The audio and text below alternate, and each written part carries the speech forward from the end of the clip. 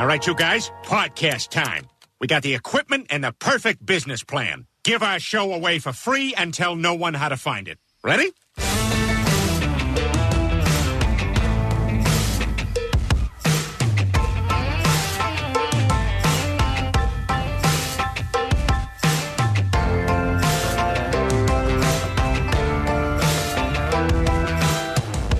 Welcome to another episode of the Brand X Podcast. I'm John, and alongside me, my co-host Deuce. Como esta, bitches? And his brother Joe. Tally-ho. And the Jimmy.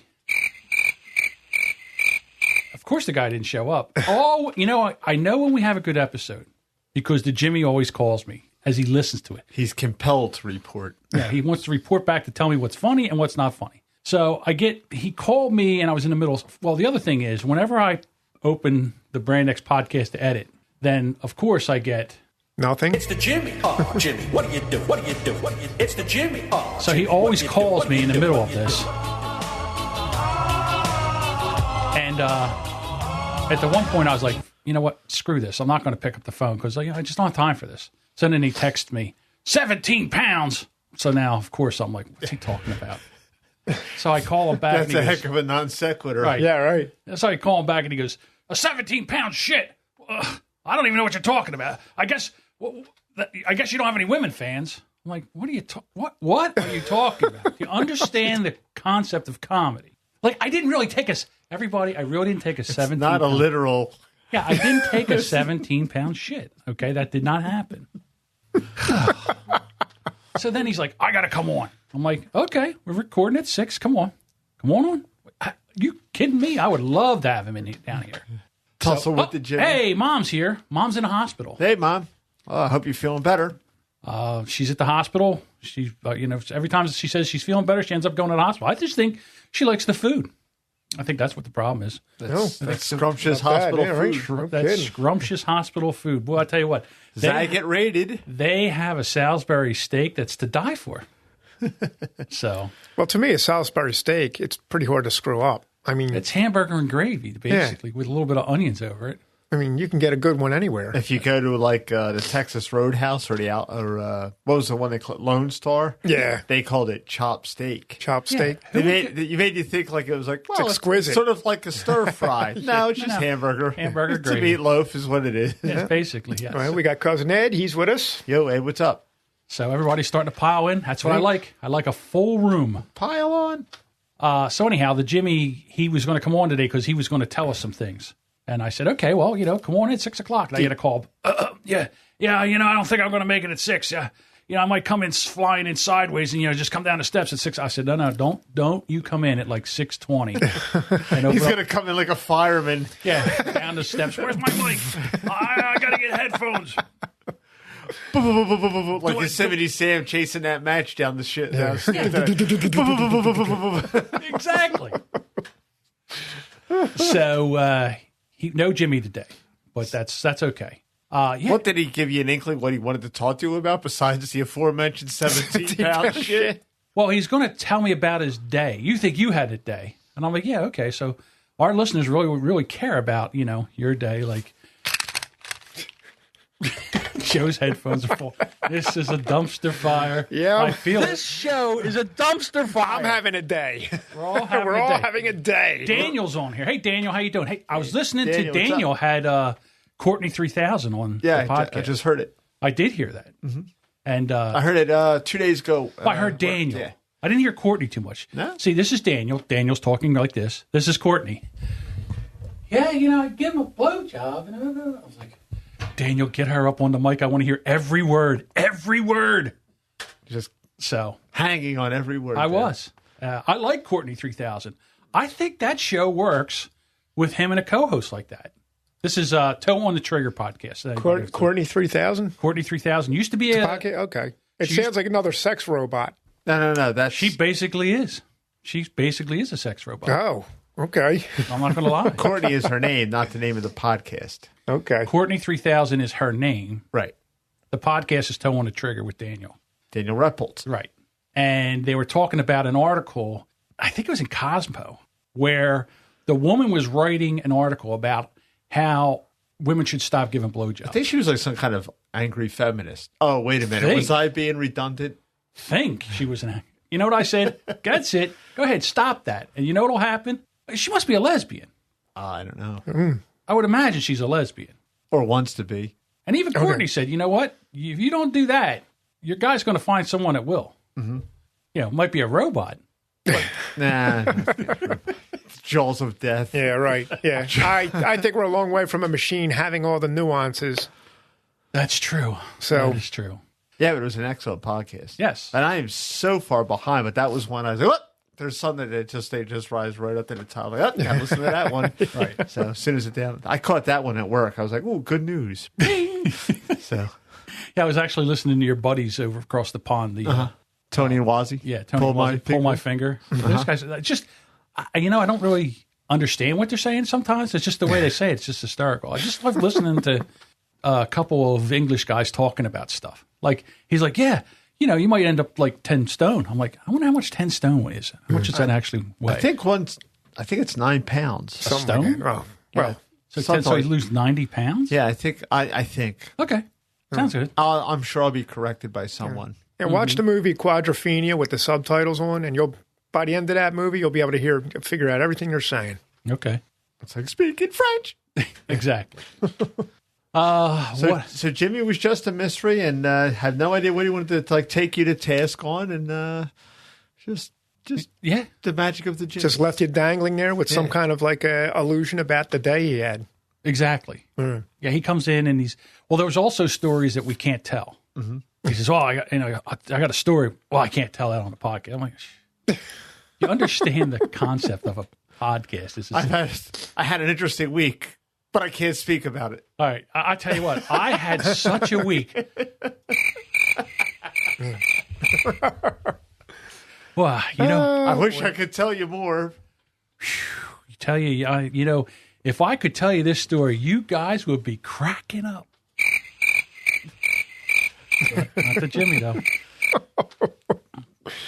So what's up with you? What kind of week how did you fare after the Jack Daniels expedition last podcast? I'll tell you what, I was shocked. I woke up, I was right as rain. And who gave you the... You. I even had a picture. Like, I went upstairs and I had a bunch of meatballs and gravy, and I'd even heat them up. I brought them right out with the fork. Maybe it's what you needed. Big glass of water. I ate them greasy meatballs. I went to bed. I'm not going to lie. I laid down in bed, and the bed spun. And I'm like, oh, no, this isn't good. Well, you sit up a little.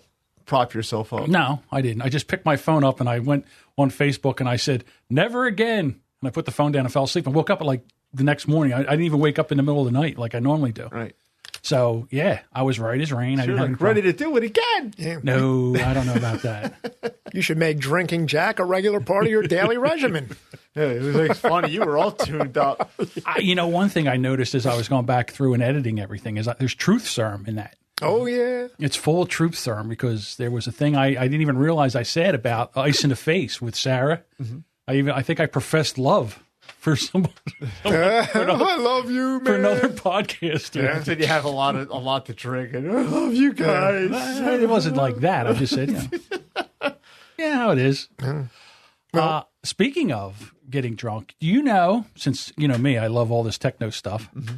You can now, for $99, buy a breathalyzer that wirelessly or Bluetooth to your smartphone.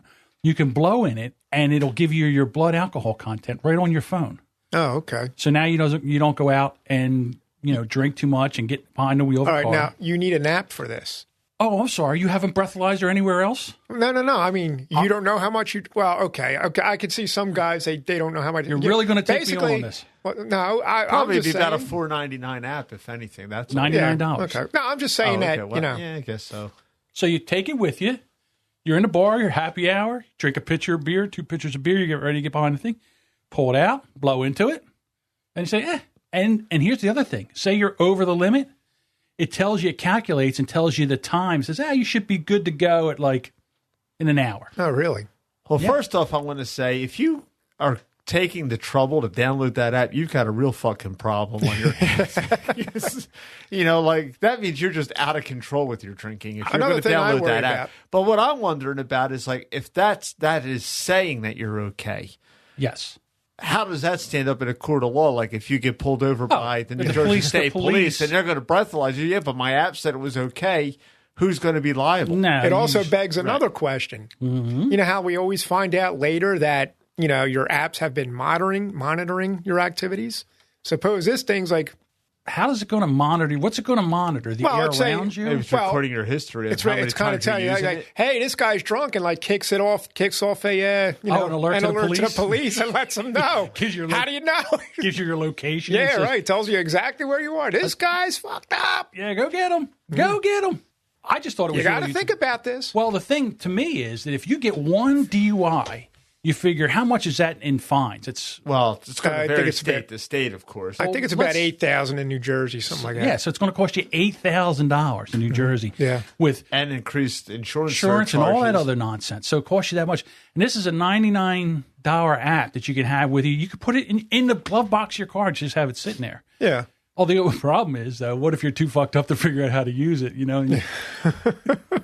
So I guess it's like an iPod cord, like when you want to listen to your phone and your radio. It's Bluetooth. It syncs to your phone.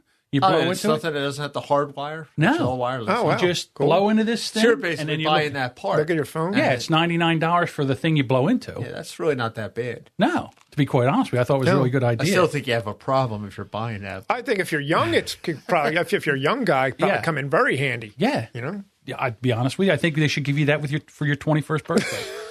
Hey, happy 21st birthday. Here's your breathalyzer. Here's your breathalyzer. Kind of encouraging drinking. Here you go. But they're going to do it anyhow. Right. Well, okay. You're 21 years old. Hey, happy birthday. Here's a breathalyzer. Here's a big box of condoms. Here, you know, like most 21-year-olds. They don't have to. Yeah, your drinking decreases when you become legal.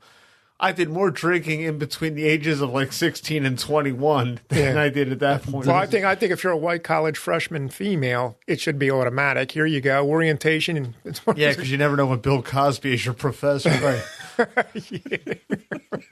One eye. You know, they kept saying that Bill's... You will take this test. All right, we're going to give you a drink here.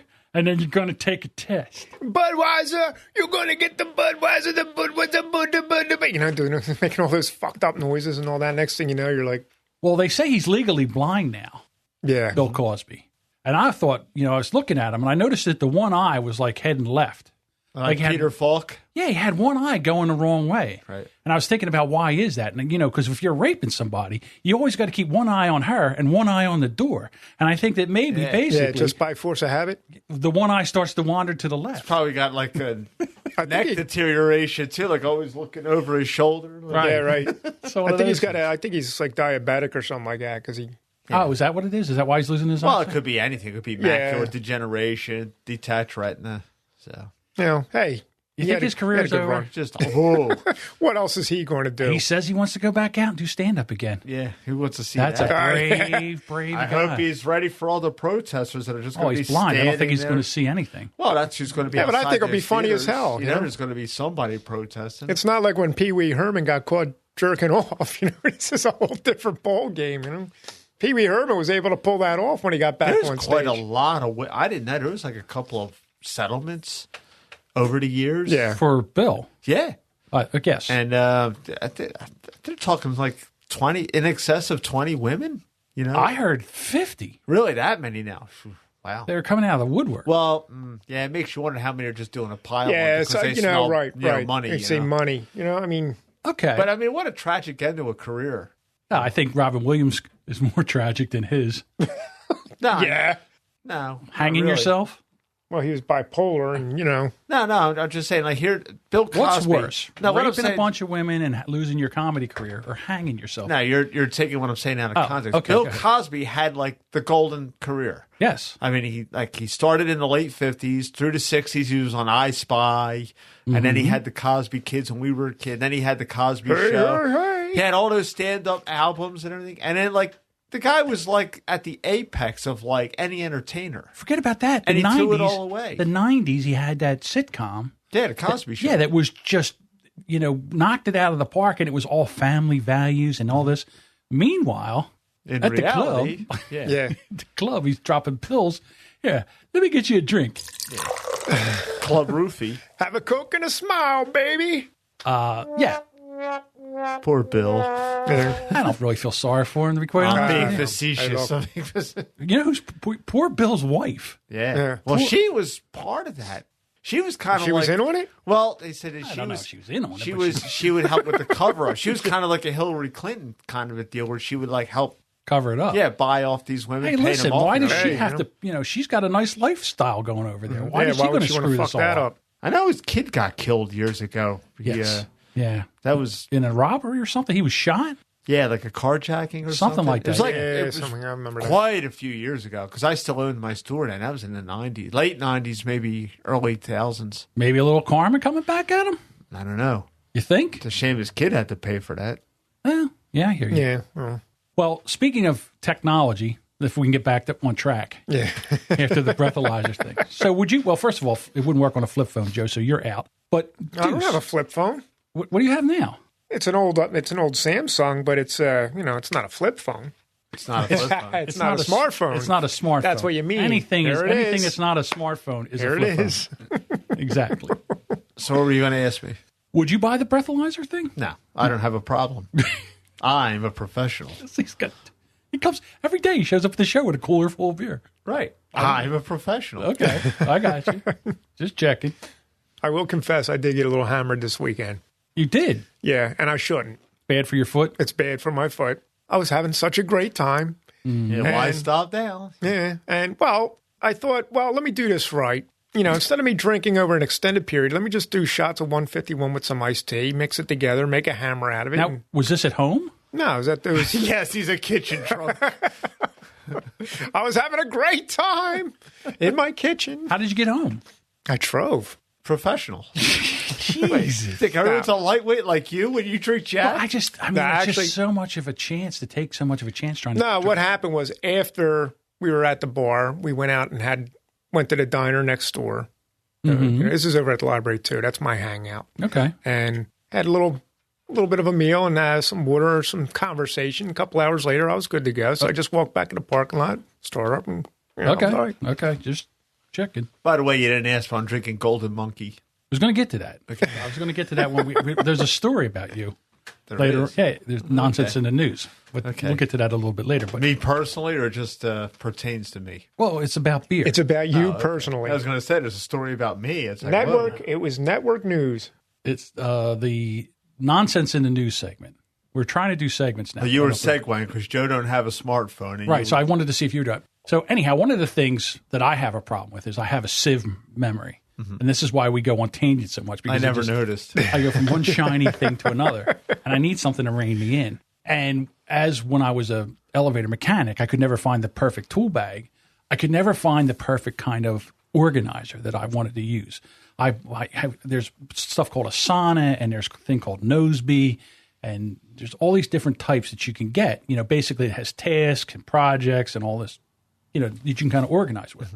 So a while back, and I mean like a year, maybe a year and a half ago, I saw this thing. You know me. What'd you Shiny. say? Yeah, shiny. And you said, I could sell you anything. I was listening to a podcast, and they said, oh, we use this. John is any salesman's dream. Any salesman. I wish you would have walked in weekly when I was selling cars. It's like the mobile hanging over the crib. Yeah. So I'm listening to a podcast, and they're saying, oh, this organizer, I'll tell you what, it's amazing. It's called OmniFocus. And I'm like, okay, let me take a look at it. I look at it. And it was like $69 to pay for it. And that's for an app. And, in app worlds, that's like $1 Brazilian. That's a pretty expensive That's a pretty app. penny.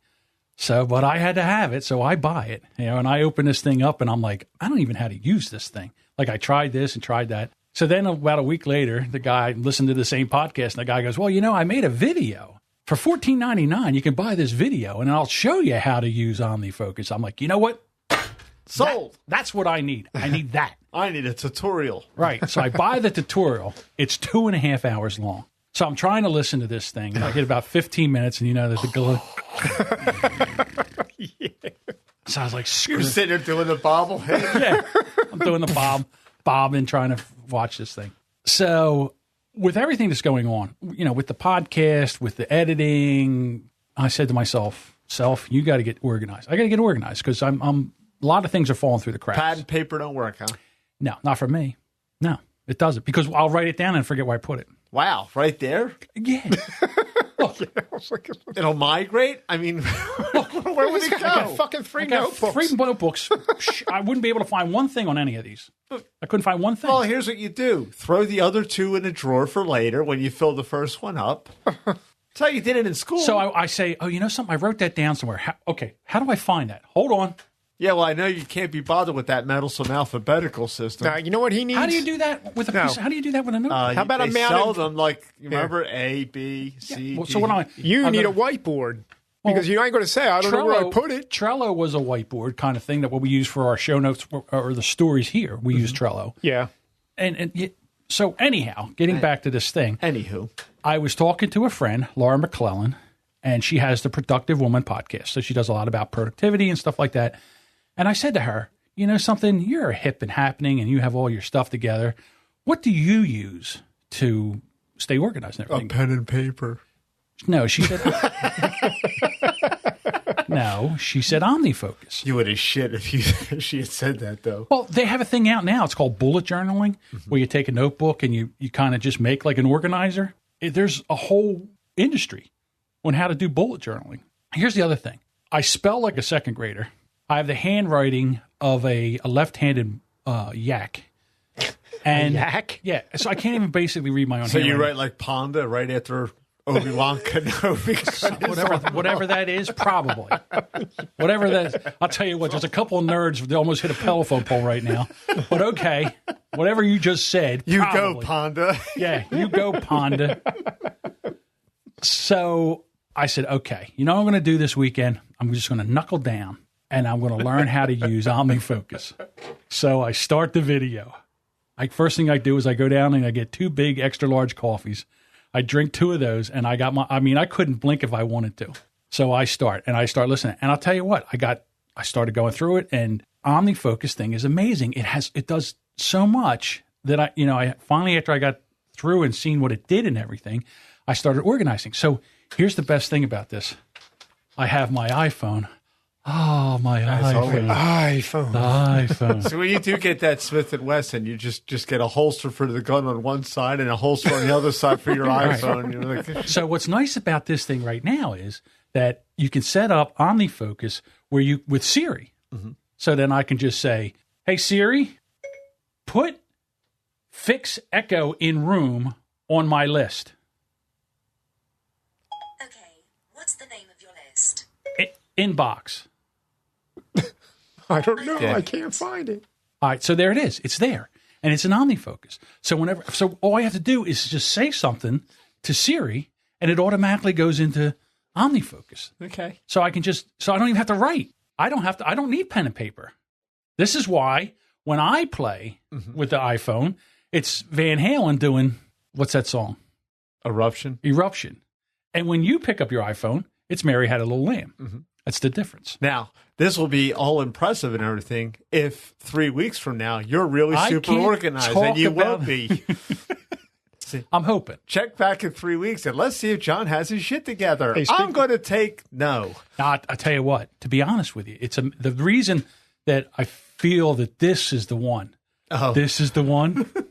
It's like that elusive right girl. It's like that elusive. Yeah.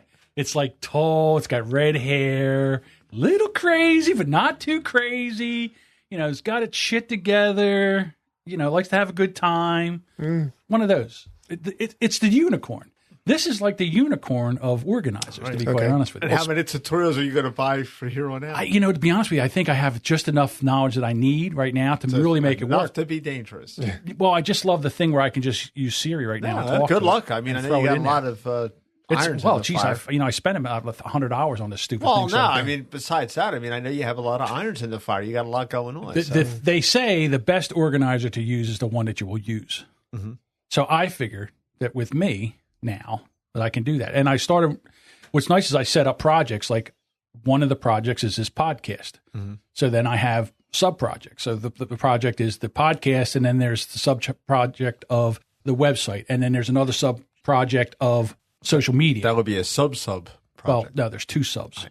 There's just, you don't have a sub of a sub. So anyhow, but I'm starting to dig in through, and then what happens is I'm a guy that loves to check things off a list. I love checking things off a list when it's done. Like as soon as I get something done, I'm like, oh, let me go over. I check that thing right off the list. So far, I feel like my productivity is way up. I've done one task. I've done a ton of tasks. How long have you been using this thing? Today's Monday. I told you I started this weekend. So it's been 3 days. But, well, I worked Sunday, so I did a lot of stuff on Sunday. I loaded up with a lot of things. And I look at it, and I do that, I set dates with it, alarms with it, so it goes off. And it tells me, it reminds me. You have to see. Yeah, you have to see. Who's hanging in there? By the way, speaking of phones, Sammy Kelly says we need to open a call line. When are we going to do that? There you go. We could have a call line. Yeah. Is that Sam Kelly, my friend who looks like a smart man? I don't know what that means. That's French. Sales consultant at... You look like a smart man. That's Sam. Yeah, okay. Sam's cracking up. Because he knows what it means. Yeah, so that no one else knows what that means. Yeah, it's my good buddy that I sold cars with many years ago. Okay. Well, he's here. How you doing, Sam? Good to see you. So anyhow, how's things going with you this week? I know you're running the Empire. This OmniFocus would be great for you. No, because I use my memory. I know you use pen and paper. No, and my memory. Thank God that still works. Yeah, I got it. Well, here's the problem, though. What they say, and you're relying on your memory, and so far it's working for you, but they say that the mind is not meant to hold that kind of stuff. It's meant to think about it and get it out of there. The mind is also a muscle, and if you don't exercise it... Well... My mind muscles like every other muscle in my body. Now, and they that are saying these are a little bit doughy. Are they the people that sold you the $69.99 and the $14.99 Centurial? Sure, they are going to say that. No, they didn't say that. No, I don't. When I used to sell cigarettes, I used to come in and tell you, like, you need to buy more cigarettes. And don't say cray cray. That's right up there with blanky with me. Joe doesn't like. Joe's got a lot of goddamn fucking rules. I like how the new guy on the podcast is calling the shots. I got to come in at 6. Yeah, I hate cray cray. I hate this. Goddamn it! I've been here 1 year doing this. He's been in here 2 months and he's like calling shots. Hey, I'm a diva. What can I tell you? Evidently so. A little bit of a diva. Yeah, like we've had to change our technology to so Joe can be part of it. John had to open a studio. I did. I had to build a studio. Yeah, this just occurred to you, right? That's right. Just to have him here. I couldn't get him. I was trying to get him on, But to be honest with you, totally honest with you, I'm glad because I love the studio. I love being able to look at you guys when we're talking. I think it works out better. I think it's a better show. Yeah, well. It is a lot of fun. Lots more fun. Yeah. I don't know how you guys did it. Via, Well, it was a pain in the ass because you never knew when the Queen of Dilly Dally was going to come strolling in the room and she wants to play 20 questions. Ow, you're busy? No, I always wear headphones and I have a microphone right I'm talking to myself. Yeah, I'm in here like going crazy. I was like, I didn't know you were busy. I had someone ask me, they were doing it's for a website, it's called Podcast Websites. Mm-hmm. And they're doing a podcast about, how you made mistakes or mistakes that you've made in your podcast or something like that. So they asked me if I would submit to be on this show. Mm-hmm. So I was like, okay. So I went in and I went back and I went through our archives. Do you remember the show where Big T came in and then the pizza guy showed up? Yeah, knocking on the window. Knocking on the back door. They said you got to submit 10 minutes. Well, that show was like we couldn't get the show to start. Kind of like today. We started the show twice. Oh, yeah. That was constantly. So we couldn't get the show to start. And then we finally got the show to start. And then Big T walks in because he fixed the railing or something. And then he came back and he's going to fix the door knob. Next thing you know, a pizza guy shows up. Out of the blue, I didn't order anything. It was just the whole show was just a constant. You got to stop. Then all of a sudden, couldn't get any traction. Yeah, I'm like, what the hell's he doing out there? Next thing I know, here, I had to open up the window. You order pizza? No, I didn't order pizza. Matter of fact, I'm kind of hungry. Well, how much? Yeah, right. Sure, I'll take a looking pizza. A little good. Yes. Yeah, I remember that. So that's what I submitted because it was a train wreck, to be quite honest with you. But back then we were doing it either on Cast or Audacity. You could even, and I know you edited a lot of it out, but there was still like so much there. Yeah. It was just nonstop. Yeah, I did edit a lot, but it was like the first 10 minutes of that show. Yeah, because I was only allowed to get anything going. Just... Yeah, so I submitted that to we'll see what happens. The wheels are spinning. Yeah, it's exactly what it was like. In the mud, we aren't going anywhere, but the wheels were spinning 1,000 miles an hour. Yeah, you just kind of that's pretty interesting that they have something like that. I'll have to listen to that podcast. Well, it's brand new. It hasn't even been out yet. Yeah, when it comes out, I'll have to listen to it. There you go. I'll let you know when it comes out. Mm-hmm. I'll let you know what that is. And then I'll listen to it. You think you'll listen to it when it comes out? I am compelled to listen to it. All right. I'll tell you what. Why don't we do this? We'll take a break for the Hush Your Face Network. And Jimmy. Did you turn to stone? Sorry. Oh, shiny. Damn. Did I pass out? And now you know why he spent $100 on an organizer. Oh, where did you go? John went to the Bahamas for a second. Yeah, really. Come back. Off I went. So we're going to take a little break, and when we come back, we'll do some nonsense in the news. You guys ready for that? Always ready for nonsense in the news. Okay, here we go. Hush Your Face is coming straight to your ears. A podcast network that's changing gears with the Brand X Pod and Nerd-A-Wells. The Horribly Awkward Pod, Horribly Gamers as well. The Tavern Pod, Joyous Comedy. A 6-pod network family. www.hushyourface. www.hushyourface. www.hushyourface.com. Ladies and gentlemen, Jason Galbraith from 3 is Comedy. Yeah. Spitting some rhymes. And he does it just about every podcast now. He always has a fresh rap. For pretty much every show, he has a fresh rap going on. I know. He's very talented, He's that guy. Force of nature. Yes. A big force of nature. Nacer. All right. Here we go. Here we go. Man allegedly shoots squirrel with bow and arrow for giving him a look. I took it personal. So a guy in Staten Island, he has a squirrel come to the house. And I guess the squirrel was giving him a dirty look. So he couldn't take it anymore. So he pulls out a crossbow and shoots the squirrel. Now, I guess in Staten Island, you're not allowed to shoot a squirrel with a crossbow. Nor in New Jersey. What do you mean? From September till... You're not allowed to hunt with a crossbow in New Jersey. Sure you are. Since when? Since, I don't know when, but you are. For deer, you can't shoot squirrels. I don't think you can shoot squirrels. No, I don't think you're allowed. I'm not sure. You can shoot with a compound bow, but not a crossbow. No, crossbows are legal now. The reason I know that is the Jimmy uses one. Then they've changed that because it used to. You're right. Yeah. They have changed. It's not. It's Right, been forever. Ed got one for his daughter. Okay. Yeah, so you're allowed to I want use to get crossbow. one. I would like to have one. I'd like to have one. I don't think I'd want it for here. I think you'd rather have a. Yeah, for home defense. I forgot to bring the sword cane. Oh, that's the other thing that Jimmy had. Jimmy knows something about Jimmy sword knows canes. something about the sword cane.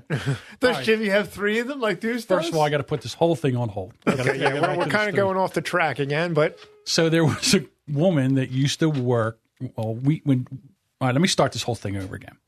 Back the truck up. So when my father and my Uncle Tony and my Uncle Leonard, they all had a gas station, and it was an auto mechanic shop. So there's this woman that used to come in, and then after my dad and my uncle and my other uncle got out of the shop, Jimmy and his brother Michael would run this, and there was a customer there. And, she was an older lady, and her father passed away, and he had a cane. So it was her father's cane when he passed away. It had sentimental value, and she used to use it all the time because she couldn't get around too well. Right. So she was in the casinos, and I guess they did a wand thing or whatever. It's all metal. She had a sword cane and never knew it was a sword cane. Right. yeah. And they arrested her. Surprise. I guess they pull that thing out and just shock the crap out of her. She had no idea it was a sword cane. Yeah, that blade can be anywhere from like 18 to 21 inches long. Oh my God. Yeah. Hey, it's a sword. It's a sword. Hence the name sword cane. Hey, you two little lovebirds. Shimmer is a floor wax and a dessert topping. So that was one of the... See, we don't need the Jimmy now. Yeah. See, you know what it was? I saw that on my organizer. Tell the story about the sword cane. No, I'm just kidding. But anyhow, so she went and they arrested her because she brought a weapon. Probably because she brought it into the casino. She brought it in, but she had no idea. She didn't know, right? That it was a sword cane. And that doesn't fly in a court They of law. don't, no, they don't really care that you didn't know. Yeah. Oh, I didn't know that was a shotgun. But I did look up that gun you were talking about. The Smith & Wesson The Smith & Governor. Wesson, the Governor. Isn't that sweet? That is a sweet little... That has Johnny written all over it, doesn't it? It's $1,000. Well, yeah. $850. It's $850. Yeah, that's MSRP. No retailer charges that. What do you think you can get it for? What is the MSRP list at? $850? $845. Yeah, $850. Yeah, you could probably get that for about $725 to $7.50 plus sales tax. Okay. All right, just checking. And by the way, you're going to see sales of them going up soon anyway. Why is that? Because Deuce recommended it. I saw in the news. Was it ISIS or one of them crazy screwball Islamic terrorist groups out there is calling for Muslims to attack gun shops in the United States. Oh, bring it on. Really? That's what I said. Yeah. That's what all those guys are waiting for. Right. To go, to attack the gun shops, go in there, get the guns so that they can arm, I don't now, like, I'm not a terrorist, but I would have to say that that's probably not a very good idea. I can't even think about how that would even go down. Mm-hmm. Every gun store that I frequent, right, pretty much they buzz you in here. I know how it is in the rest of the country, but the ones here in Jersey, and I've been into some in Pennsylvania, they got a jeweler buzzer. They're buzzing you in. They're looking you up and down. If they don't like the way you look, yeah, you ain't getting in. And then they'll ask you, like, show me your identification at the door or something, and then they'll let you in. Right. I just have a feeling unless they do it like an Arnold Schwarzenegger and just plow the car right through the front. I'll be back. Yeah, I just have a feeling that if someone yells Allah Akbar in a gun that's store, the last thing they'll yell. I have a feel like 6 guys will come out from everywhere. Well, there's a story on Darwin Awards of all, that a guy who went into Florida, he wanted to rob a gun shop in Florida. During the time, a policeman, an off-duty cop was in there, and 3 other customers, and they all had their guns with them. Yeah, didn't go down well for that guy. Getting back to this squirrel story, is this the picture of the bow that he used? Well, it's That's a compound bow. That's not a crossbow. Well, then it can't be. Unless the Huff That is a crossbow. Yeah. No, that's a compound bow. I mean, that is a compound bow. Yeah, it's not a crossbow. Well, the Huffington Post, come on, it's to them it's an AK. Well, I mean, that's what I mean. Is that the actual picture, or did someone just, you know how they put these pictures together and they just slap something in there? Well, it says the New York PD 122nd Precinct. Great job, police officer Kaczynski and Polakis, along with New York. That's Polakis. Polakis. Save archery for the range. You can shoot squirrels in New Jersey with a bow and arrow. With a bow and arrow. Well, there was a guy, remember Jay Leno when he had the Tonight Show? There was a guy in New Jersey that killed a rat that was in his garden, and they were going to prosecute him for cruelty to animals. That's enough. Whoever the governor was at this time, it might have been either the gay American or John Corzine, they actually pardoned him. First of all, if you had a rat out there and you put a rat trap out there and you killed the rat. That's okay. That's different. You can't shoot them with a gun? No, because here in New Jersey, an air gun is classified as a firearm. So if you have a BB gun and you shoot a rabbit or a squirrel, and you're not going to kill a squirrel with that. Good luck with that. What, a pellet gun? They're pretty tough. Pretty tough. Yeah. Oh, I know they're tough, but I've killed plenty of squirrels. You got to get a really good shot. Nice head shot or something. Got to get them in the coconut. Yeah, that's it. And they're not like rabbits, which are basically retarded. Like they just well, if I just sit here real still, he can't see me. Squirrels are always like, bring it on. Yeah, they're very twitchy. Right. If you look at a squirrel, it always looks like it's on meth. Yeah. Well, they gave you 30 looks. It's like that's why this guy shot. It's like trying squirrel. to get Darryl Sproles. You know what I mean? Jason Bryant from Matt Talk Online, the podcast, he's a big fan of ours. He listens all the time. Matter of fact, he's flying back from Europe, and he was going to listen to the podcast, and he sent me a message. He goes, I'm going to be listening to this on a plane. It better be funny. I'm like, no pressure. But I think it was pretty funny because Jimmy called me 3 times on the episode. Yeah. But, that's the barometer. When I posted that about, this isn't my America, you can't even shoot a squirrel anymore, for giving you a dirty look. He said he shot 38 of them in his backyard just last year with a pellet gun. I got rid of quite a few squirrels. Genghis. What about the rabbit? Well, the rabbit story. Rabbits. That was a horrific story. What had happened was we had just moved into our home, and shortly thereafter I went into business. So I had no time to do anything. And every day that I had off, it poured. It was like the wettest spring in the world. So finally, the grass was about a foot high. So now I got to go out there. It's like a 100-degree day. And I'm pushing this fucking lawnmower. And I'm mowing and mowing and mowing. And finally, the mower goes like, vroom, like it bucks upward. And it stalls out. I'm like, what the hell happened? So I keep pushing it, and I see like this head of a rabbit just laying in the grass, eye open, looking up at you. So it's just like, oh.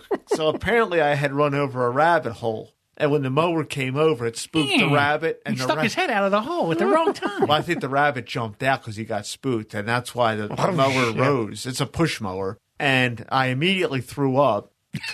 So, because it's just a rabbit head there. So I go in the house, and I'm like, you know how like you throw up like that? You're like all, you know, you're hot, and you're like, you break out in a sweat and everything. And so I get myself together and everything, and Diane and my mother-in-law was living with us at the time. Big honey, are you okay? You know, so it's just like, so I was just like, so I'm trying to compose myself. So I was Big honey. I said, so now I got to go out there. And Diane says, well, you know where it's at. I says, yeah, but I had a mulching bag on it. So the head is on the ground. Where's the rest of that rabbit at? So guess where the rest of the rabbit was at? All over the yard. No, splattered all over inside the mulching bag. Now, did you clean the mulching bag? I just threw it away. I figured Fuck I would just. Yeah, I'm not. Since that day, I don't have a mulching bag. So fuck that. I put the metal plate back on the lawnmower, so it's like, fuck it, we're not doing that just anymore. Disperses the body. And then I got the yips as I'm picking the head up. I got like a glove on and like yeah, dude, it was like terrible. Pussy. Yeah. My cat used to murder rabbits daily. Did you clean it up? Yeah, I had to kill it. She used to bring them in the house, a head, look at this. Yeah, but you didn't cut that rabbit's head. I felt bad for the rabbit. It went away. Well, I got one with a weed feel whacker. bad. When I was hunting, back when I used to rabbit hunt, before I had the beagles, me and a friend of mine, Ray, used to go hunting all the time. Now, the reason this is going to be a good one. The reason these two guys are laughing is because they are very well versed in the Ray stories and hunting with Ray. Ray is a legend. Ray is a legend. So one of the things when we used to go, we would walk the fields, and if a rabbit jumped up, you would shoot it. And a lot of times, when you had a shotgun, you would let them run out a little ways. So, you didn't tear them up because you're using a shotgun. Not Ray. That thing would jump and there'd be two hairs of a rabbit. I'm like, Ray, let it run a little bit, will you? Oh, yeah, I don't want it to get away. Well, hell, it ain't getting away. How are we supposed to eat that? The best one I liked was when you guys were in Tioga that time and you shot a rabbit. It was, I think I grazed it. Hold on. And Ray said, no, don't shoot it. And then it got up and it ran down a hole. And Joe was like, great, just fucking great. You might as well put a tombstone there because it's going to die down there. You see this little tombstone. It kind of ran, and I winged it. So I went to shoot it again, and Ray's like, no, don't shoot it. You'll tear it up. Meanwhile, if it jumps up, he blows him in half, okay? But I can't take another shot at like 25 yards and maybe, put it out of its misery. The thing drags itself down in a hole, and now we're never going to get it. Stupid. No. Anyhow, go ahead. So with the thing with the rabbit was, I can't tell you how many times Ray would go, rabbit! Ray! Come on! And he'd pick up one half and the other half and shake it and say, you want this? Want it? No, I don't want it. Well, I can't eat that. What are you going to do with that? You blew the best part of it out. See what you do? It's like if you go like, ISIS. Not for a rabbit. Rabbit! Ray! Yeah, it should be more like ISIS. Yeah, ISIS. See, that works better.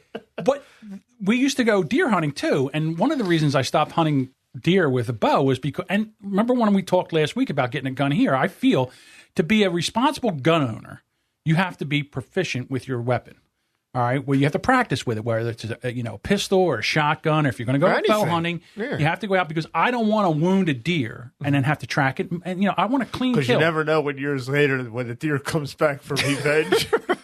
No, I just don't want it to suffer. It's like a horror movie. Yeah. No, I really don't want You come out of the supermarket and the deer's waiting for you. Remember me, John? As a responsible sportsman, you want to be able to shoot it and put it down quickly. You don't want it to suffer. You really don't. I don't. Nah. And that's how I was taught. That's how I was brought up. Not Ray. So we'd go out deer hunting, and then he'd shoot a deer. And the next thing you know, I'd see this deer go running by me with a damn arrow sticking out of its ass. Now, that deer's never going to die. With Not with an arrow. And you can't get it. You can't. And he's like, we got to track it. I'm like, track it? That thing will die of old age before it dies from that wound. Come on. So he would. You guys did that in stereo. You did the same. Yeah, it's a Genghis. Yeah. It's genetic. But we would do this. He was the same thing. You knew when we went up to Tioga to go hunting. Yeah, he tried to put me out of my bed. Well, he tried to put everybody out of their hunting spot. Yeah. And I remember one time he's like, I said, wherever I wanted to go, Ray wanted to go. So I was like, So the one time I said, where do you want to go? So he says, I want to go down into this one spot. I said, okay, you go down there and I'll go up and to the left. And if the deer come down and they break to the right, they'll go by you. If they break to the left, they'll come by me. Okay. So it's getting dark. I'm looking, and all of a sudden I see like 10 deer come down this side of the mountain. Oh, dear. Exactly. I'm like, come on, baby, break left, break left. No, they break right. Meanwhile, they run right by Ray and not a shot. Nothing. I'm like, oh, my God, this is going to be unbelievable. This is going to sound like a hot lead serenade when these deer go running by. And this is what I heard. So I'm like, that son of a bitch is asleep over there. I'm going to go kill him. So I walk over, and of course, no Ray. So I'm like, where's he at? Then off in the distance, I hear, I'm like, shit.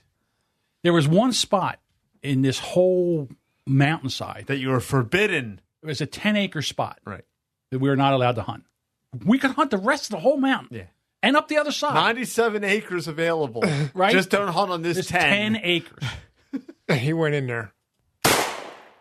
Then I hear this. So I go, oh, no. So I walk up in there, and there's this deer laying there, and there's Ray, and this guy's reaming him a new ass. Homer. That was the guy's name, Homer. Okay. He's the nicest guy in the world. And Ray shot the deer on his land, right out from under him. Oh, Jesus Christ. So Ray's like, well, then take the deer. The guy goes, I don't want the deer. You take the deer. You shot it. So then Ray looks at me and goes, all right, help me drag it out of here. I'm like, you shot it. I walked away. Carry that fucker around. So he must have drugged that thing about a mile and a half out to the road. Heavy. Yeah, and the deer in Pennsylvania are huge. I know they're huge, but like practically like bears. Right. So getting back to the squirrel, you can't shoot a squirrel on your own property, I guess. Well, Long Island is a lot. It's threw Long Island, right? See, he threw rocks at the squirrel to scare it away, but the squirrel gave him a look. Gave him the finger. And the guy took it personal. So he says, oh, yeah, you know what? I'm going to go in. I'll fix this squirrel. So I went in, and I guess he got a compound bow. Yeah. I'll tell you what. You hit a squirrel with a compound bow? Yeah, it's game over, man. Well, I'm just saying, that's a hell of a shot. Yeah, squirrels are pretty tough to kill. They're pretty invincible. And Genghis took a number of them out. Genghis was a good squirrel killer. Yeah. Well, he was using the trap and drowning them. Well, yeah, he was using that. No, but I mean, when he was using the pellet gun, he was not. Oh well, yeah. Well, that was that was a special pellet gun that shot like that son of a bitch hissed at me. Yeah. So, yeah. And then he said that it go down real easy. It was just like kind of like yeah. The lungs fill right on with water. That's it. 30 seconds is 30 seconds is all it took. Oh my goodness! I was going to let him go, but then the son of a bitch hissed at me. So yes, I took him over to the pool. Probably gave him a dirty look too, like this squirrel did. Fucking squirrels. So Genghis gave him the cement shoes. Well, here this is how ridiculous it is in New Jersey. When I had my store, a family of squirrels got into the ad. It was an old 7-Eleven. Yeah. They all looked the same. Right. And one day I'm in there, and on the drop ceiling, I hear like, like pitter-patter of feet. Like, oh, man. So apparently squirrels got out there. Called the exterminator up. He pulled out 5 squirrels. It was the mother and the litter. Okay. I said, well, what are you doing with it? You kill them? Oh, no, you're not allowed to kill them. What do you mean you're not allowed to kill them? You're an exterminator. He says, nope. If you have an extermination license in New Jersey, you have to put them in your truck and drive them 10 miles away and release them. So they become someone else's problem. Yeah, right. And I said, it used to be 5 miles, but apparently squirrels are real smart. They'll find their way back. They come back. So it's like, Christ, it's like a Sherlock Holmes novel. You got to blindfold them and spin them around 3 times so they lose something to drive them away. I mean, yeah, they'll find their way back. So now in New Jersey, you have to drive them 10 miles away. But that's if you're a licensed exterminator. He says, now as a homeowner, oh, okay, you turn them over to this guy. Okay. Yeah, well, they'll lose their license to exterminate in New Jersey. Well, in New Jersey, like in October, squirrel season starts, and it runs until February, and you could shoot for a day. Yeah, well, there's not that they're endangered. No, yeah. Endangered? Are you kidding me? Shit. I'll tell you what, if that one here Gives you a dirty look? Yeah, forget about dirty look. If that one continues to sit there and tear out my trash, that'll be into him. When you get that Smith & Wesson governor with that 410 shotgun shell, that's all you need. That's all you need. One and done, you know. Yeah. Yeah. So I don't know. You can't even shoot him anymore. Yeah. Poor guy. So I wonder how much trouble's he in? Oh, who knows? New York is even worse than this state when it comes to like firearms. Criminal complaint is what he got. Yeah, that could cost him a job interview someday. Like, it's stupid shit like that. I mean, like let's say you're a relatively young guy, you're like in your early 20s, and you go and apply for a job. And they do a background, and that's on there. That could cost you a job. That's how ridiculous. You shot vermin is what you did. It's not like you shot someone's dog or their cat or a cow or something. Well, squirrels are cute. You shot a rat with a bushy tail. That's what you did. A tree rat. Right. That's what we call them, tree rats. And they're going to this could jeopardize your future. When they call it illegal hunting. That's what they called this. That's what he's getting charged. So you got to get a special permit just to do that. To kill your squirrels. They're on your property. They're very destructive. They are. Yeah, they get in your car, they'll chew the wires up. They'll make nests in there. How many times you get blackouts inexplicably because they get into a transformer and a telephone pole and they make a nest in there and then they chew through the wrong wire and that baby explodes. And now you got the whole grid is down. I had, not when I lived here, but the place I lived before, it was about, I don't know, it was like 9 o'clock in the morning. Mm-hmm. And I'm sitting there and I'm working and all of a sudden I hear... Yeah, that's what it will sound like. And every light went out. And I was like, what the hell? And here what happened was the squirrel was up on the transformer. Right. And he touched the two whatever, and the next thing you know.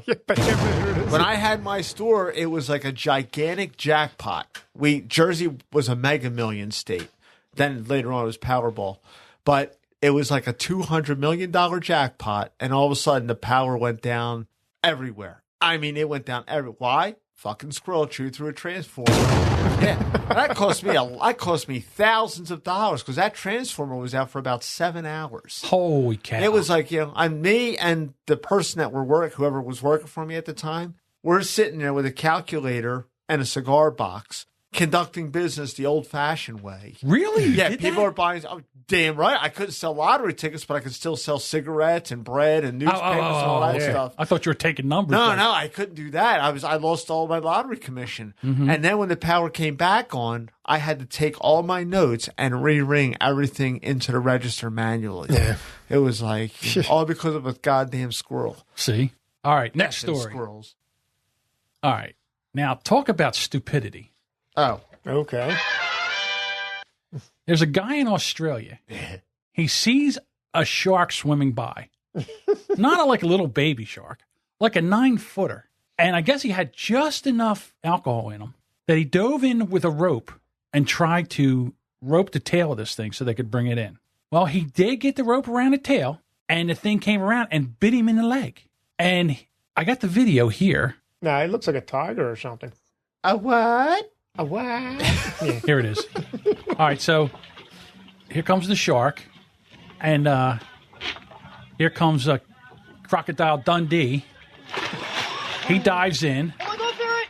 Now, this thing's turning around, and this guy, he's having a fist fight with the shark. Yeah, it sounds like they're laughing at him. Hold on.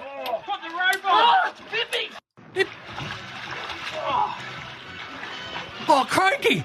It bit me thigh. Oh.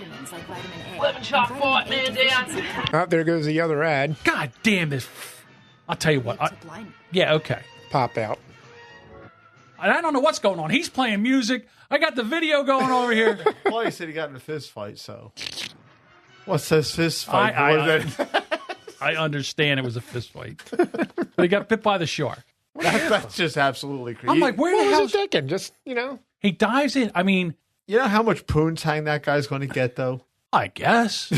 So I'm the guy. You didn't think he was going to show the video? No, he said, honestly, he doesn't even look like a guy. He looks more like a girl. Nah. I'm lucky I didn't lose me sea cucumber instead. It just got me on the thigh.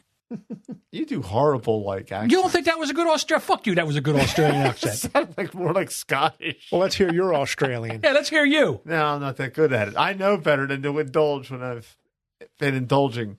We've got to jump in the water and rope a Outside bull of saying shark by the crikey, tail. I mean, I'll jump in the water and rope this shark by the tail. just say, just say close crikey to every other word. And that's his Australian. He bit me in the thigh. You hear me, mate? Mate, it bit me on the thigh. Get me my Vegemite. That's okay. Yeah, look at that. Pull it in.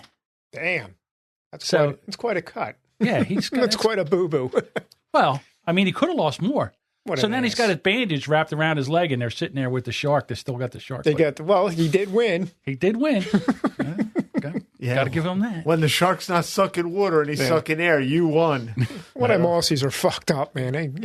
They're all in the crazy shit. Yeah. I want to take a bet that someday in the near future we're going to be reading about this guy's like obituary because he decided to do this again with some other creature like a kangaroo or a fucking herd of koalas or I don't know what. Well, it was like that guy.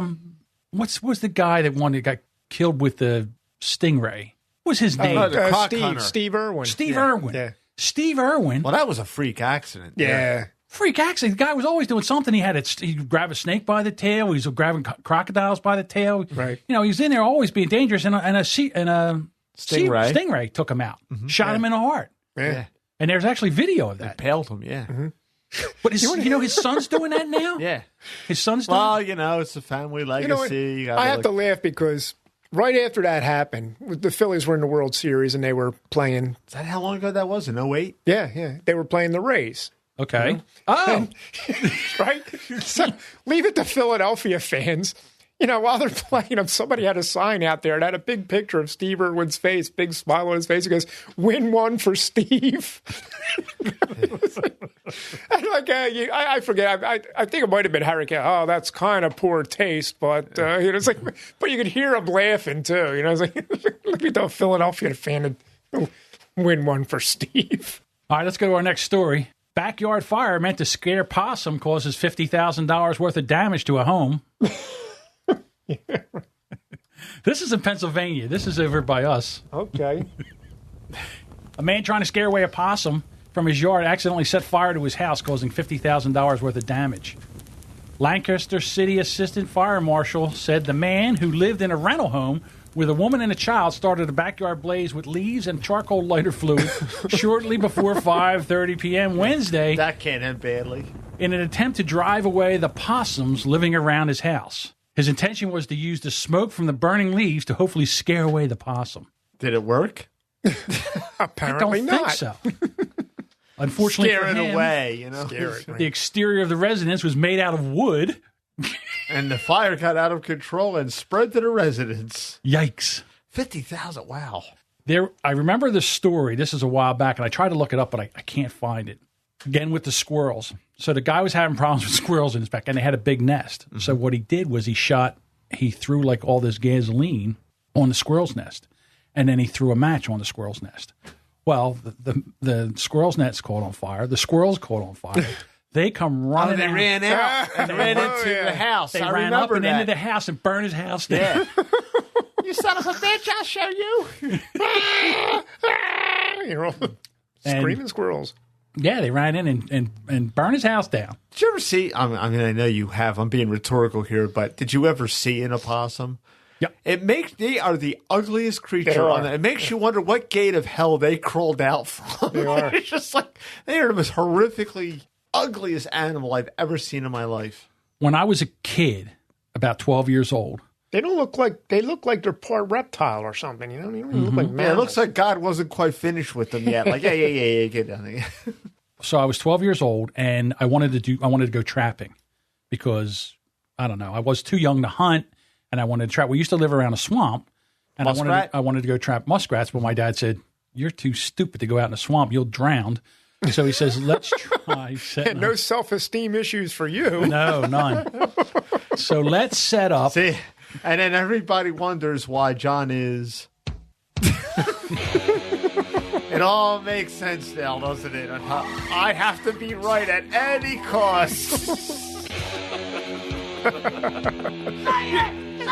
You're right. This is like therapy for you. It is. So go ahead. So my dad takes me out. We walk out and back in the woods because where I lived, there was all woods behind my house. So we go walking back, and Trapper John, my father, he decides he's going to show me stuff. We saw this one place where it looked like stuff was running through, like whatever it was. and there was footprints. We didn't know what it was. So my dad says, look, I'll show you how to do this. So we set the trap. Sounds strangely like Jimmy. We all the weekends. So we stake the trap out. We put it, it's a leg hold trap. So we leave it there. We go. Next day I come back.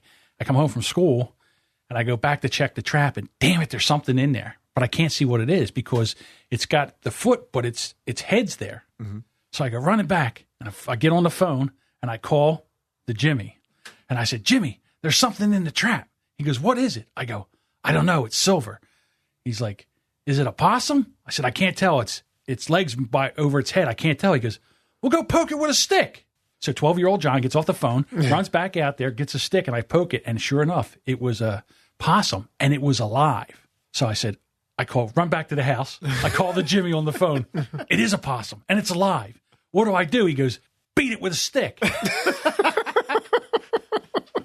said, all right, I'll be right back. So I hang up the phone. I go running back out into the woods again. I get the biggest stick I can find, and me and this possum are doing battle. Well, 12-year-old John wasn't that good with the stick, and the possum was like, even though his foot was in the trap, he was moving out of the way. He was quite stealth-like. He was like... like a ninja. He was like a ninja possum. So I come running back in. This time, my mom hears me on the phone, talking to the Jimmy. She's like, what's going on? And I go, I got something in the trap. She goes, well, what is it? I go, it's a possum, and I got to go beat it with a stick. She goes, you're not going anywhere. Hold on. So she calls my father. She goes, you come home right now because you took this kid out there in the backwoods, and now there's something in the trap, and he's out there trying to kill it with a stick. You get home right now. So my dad comes home from work. Pissed off and disgruntled. No, he just comes home from work, and he goes, what is it? And I go, it's a possum. And he goes, okay. So I said, he goes, is it alive? I go, yeah. He goes, okay. So he walks over, and he picks a shovel up. So Clang. And a bucket. I'm like, okay. So I figured he's going to scoop this. This is the way it's done. So yeah, I figured he's going to take this shovel and scoop this possum, put it in a bucket. So I go over and we walk back to the trap. There's the possum. And now the possum's been fucking with me for about an hour and a half now. The possum's not happy. He's a little winded. So the possum, I think my dad was going to try to get the possum, get it and bring it back alive or whatever. Oh, wait a minute. I'm sorry. I missed the stick. So that's exactly what my dad does. My dad comes back.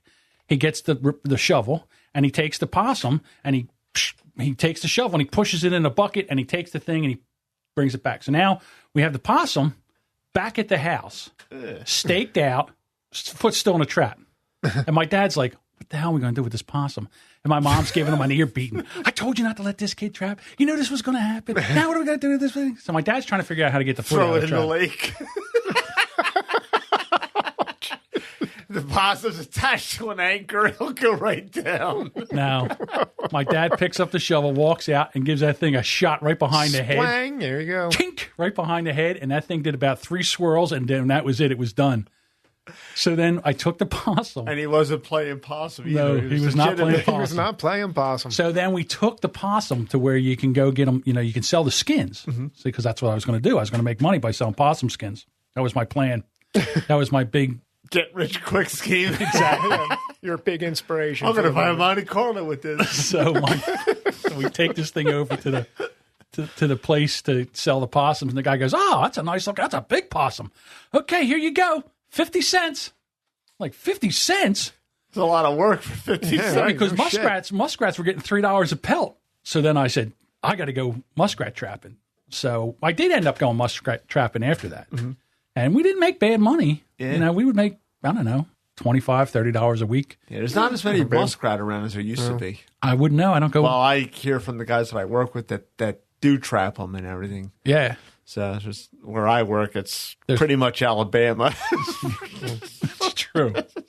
So, there are beaver down out there. Beaver. Oh, yeah. Yes. Oh, it's nothing like getting a good black beaver. Well, where I work down there over in, it was right next to Raccoon Creek, and that's where there are tons of beavers back here. And you'd be walking and go out for lunch. Breaker 19. Not those kind of beavers? Nah, not the ones. Real beavers, real toothy beavers. Not unless you're in a Mexican beaver, but, Okay. Otherwise, it was just your regular. Now that everyone's sporting a clean shaven look, I don't think you can call them beaver anymore. They're not beavers anymore. No. That all went away. Right. They're bald eagles. Right. Or Mexican hairlesses. Chihuahua? Yeah, something like that. I'm sorry.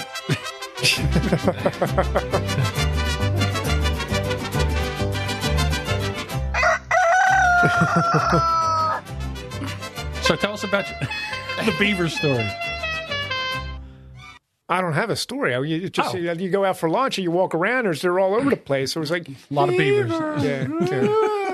I wish I had a story. I can't for you. see that word or hear that word in print. I'll think of Jackie the joke.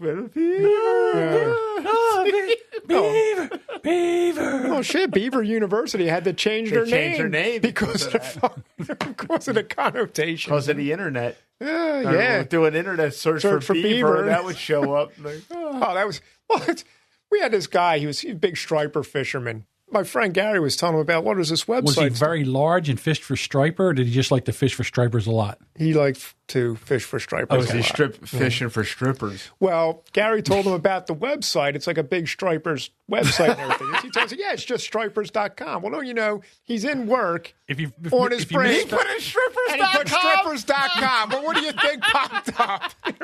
There's only so one. Now he's all pissed off. I bet he came up fishing.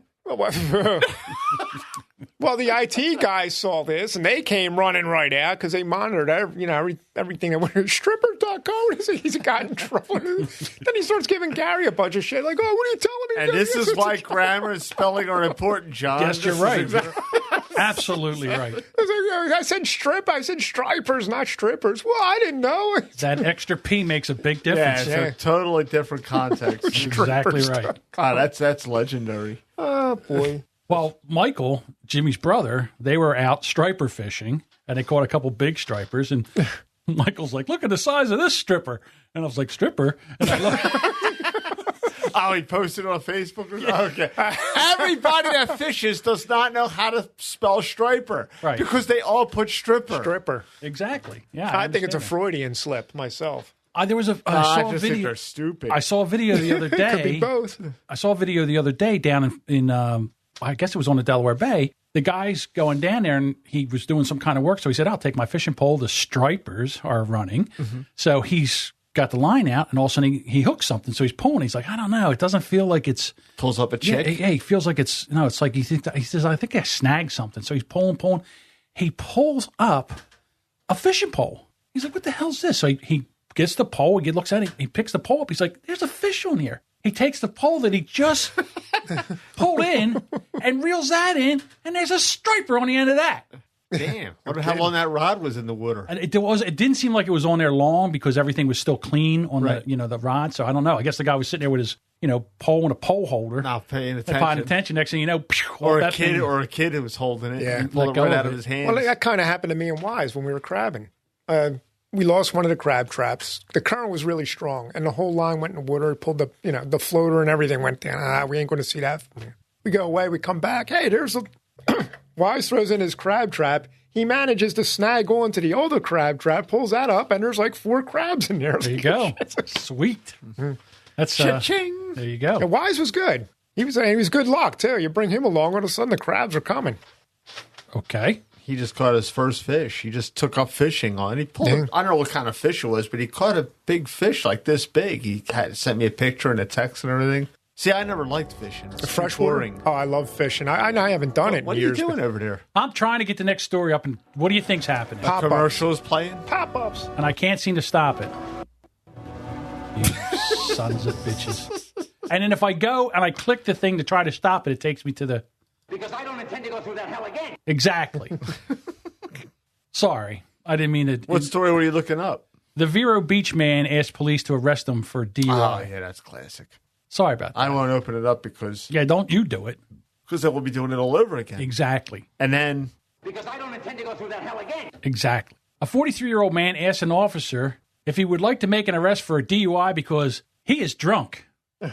Eric H. Smallwood was feeling generous on Friday when he parked his vehicle behind an officer with a Florida Fish Wildlife Conservation at a... Conservative. He's out there doling out tax breaks and giving you money back for wrongful... Can I try that again? Yeah. Start over. Eric H. Smallwood was feeling generous on Friday when he parked his vehicle behind an officer with the Florida Fish and Wildlife Conservation at a public boat ramp. Smallwood walked up to the officer and asked if he wanted to make an arrest. The officer asked why. Smallwood said he was drunk. The officer asked Smallwood if he would perform a field sobriety test to determine if he was impaired, and he agreed. After conducting the test, the officer determined that Smallwood was intoxicated. I'm drunk, he told the officer. The officer said Smallwood had a strong odor of alcohol about his person. He had glassy eyes, laughing, was very cooperative as he swayed as he stood. So they did the breathalyzer test. He might need that $99 need that app. If he had that app, he would not have. He wouldn't have stupidly walked up to the officer and... No, if he had the app, it wouldn't have taken him as long to figure out that he was drunk so that he could walk over Well, and this turn guy's himself probably in. got a shitload of penalties and fines against him now. Right. The test results showed that he blew a 2.74. Wow! Whoa! He was ossified. He was 3 times the legal limit. He was arrested and transported to the Indian River County Jail, where he was charged with a DUI. And when he sobered up, he said, I did what? Say what? I'm not driving for how long? I love going to the comments. Well, that's always where the heart of the matter is. I'm glad he turned himself in. Clearly he has a problem, and maybe this is his way of getting help. No, it's not. It's easy to ridicule, but this is such an important... It's easy to ridicule, and it's also fun. Yeah, exactly. Aunt Janine says, thank you. He's my nephew, and help is exactly what he was looking for. We found that this is really difficult, and he's going into rehab. So, okay, Aunt Janine. Aunt Janine. For a one-time bender. Well, one time then, I don't know. What a... I can't believe that you would just walk up to a cop and say, hey, and again... He was drunk. Actually, the funny thing of it is, like, my uncle was a Philadelphia police officer. And back in the day, if the cops saw you were drunk or drunk driving, they just pulled you over and said, give me your keys, park the car, give me your keys. You pick these up at the police station tomorrow. Yeah. And that's how it was. This is, the cops didn't bother with that stuff back then. Not that you could really kill anyone in South Philadelphia. I mean, sure you could. Drinking, not like here. Well, how fast can you go on a South Philly street? My dad. Ask those crazy Muslims. Well, yeah. My dad totaled a truck and But you know what I mean? But back then, I mean, you might have been mildly buzzed, and the cops, the police were generally officers in their neighborhood where they grew up. But I guess everyone knew them and everything. And they just said, unless you were like totally out of control. I guess there's just more and more people drinking, more and more people getting out of control, more and more accidents. That's because of MAD. They started all that stuff. Yeah. I mean, I'm not saying that they shouldn't have been doing it, but right. I just you can't be out drunk driving. Yeah, you really can't. I mean, it's when we were I like teenagers, to belong to like drunk drivers against mothers. Keep your damn kids off the streets. Yeah. Well, when we were teenagers, I mean, you get pulled over by the police, they would just take your beer, and that was the end of it. Get out of here. Drink the evidence. They had a good time. I knew most, like the Voorhees police, I knew most of them. They used to come in my father's restaurant. So they'd go, oh, get the hell out of here. You just let I got to bleep that now. Bleep it out. You ass. Why? I'll say my name. But you can't. It's not like, what's that? You can't because they know your brother's and they'll know his my name. secret identity. Yeah. Well, why don't you just call yourself Spider-Man or something? When you get one. Too late now. It's 49 episodes. Yeah, 49 in. Can we do the serial murder thing? Yeah, let's do the serial murder thing. Because I found this one. I thought this was really cool because it's happening around here, so it's got a local flair. We'll be the judge of that. Which one is that? On the that would be the. Oh, okay. I see it. All right. On the morning of May 7th, 1896, thousands of people gathered outside the high stone walls of the old Moyamensing prison in South Philadelphia. So it's current events. Yeah, this is just happening. Okay. Herman Webster Mudgett, what a name, better known to the world as H.H. Holmes, or America's first serial killer, was to hang for the horrific murder of his late business partner, Benjamin Pitezel. While Holmes confessed to killing 27 people and is rumored to have done in more than 200 in his Chicago home, dubbed the Murder Castle.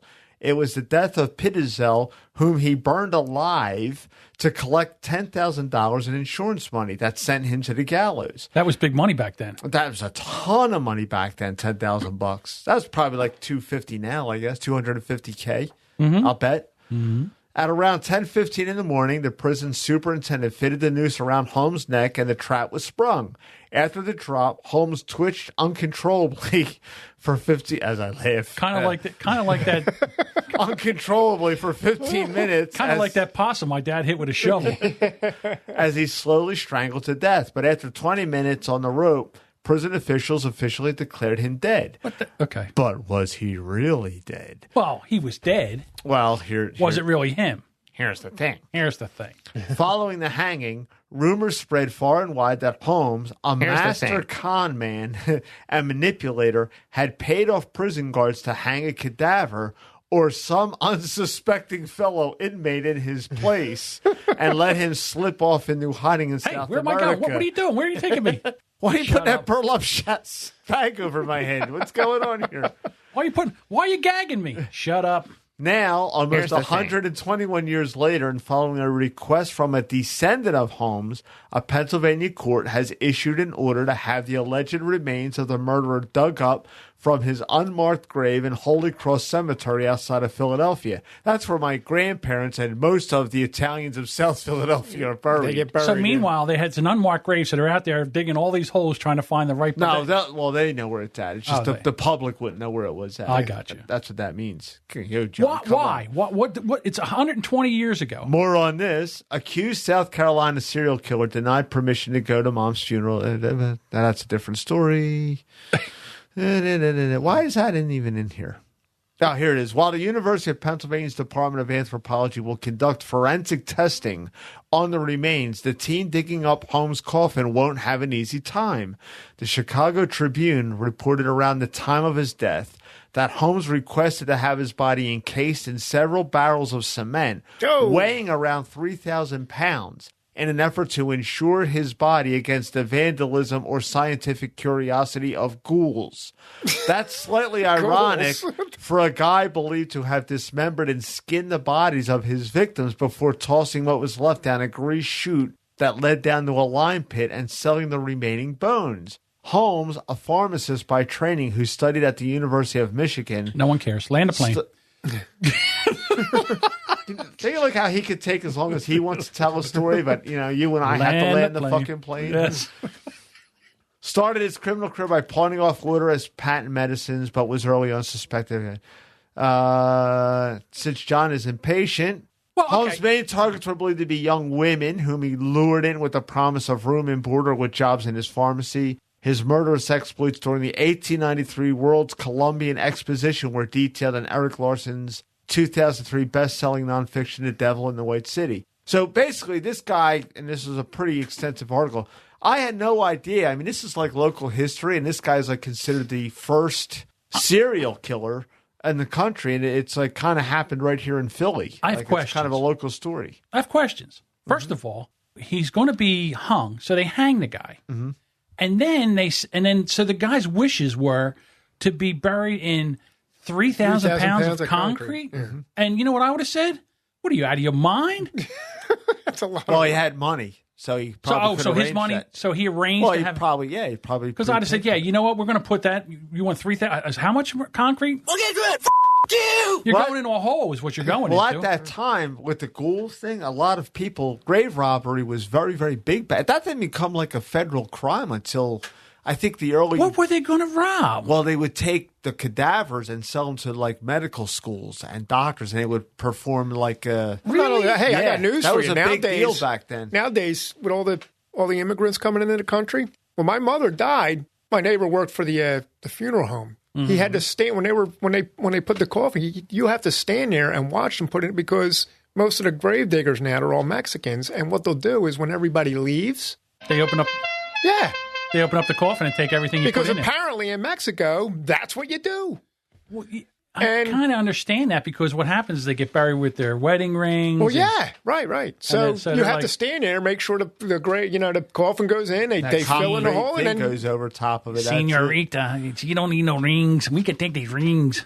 And the reason this is coming out is most believe that the story of Holmes faking his own death is just a conspiracy theory, so John would believe it, as around 70 people. I do believe it. Some who knew him personally witnessed the hanging, and Holmes, who the New York Times said remained cool to the end, made a last-minute denial of killing Pitzel. So basically, forensic experts say that as long as the remains have been protected over the years, and what good is encasing a body in 3,000 pounds of concrete if not to protect it, the anthropologists at Penn should be able to find a usable sample of DNA that could finally put to rest the question of whether or not America's first serial killer actually died inside those prison walls, or did he, as legend purports, escape to live in South America till the end of his days. Yeah, I say he escaped, and that's why he wanted 3,000 pounds of concrete around there, so no one could figure out that it wasn't him. Yeah. Well, so maybe. I figured Could you be. would like this because I knew you were the conspirator, but you didn't even read this story. I just put it in there. No, I read it. I just don't. There's a lot of. Who cares shit. about Yeah, where he who was? cares? Oh, this appears to be 7 paragraphs long. I'll put that on it. Come on. Shiny.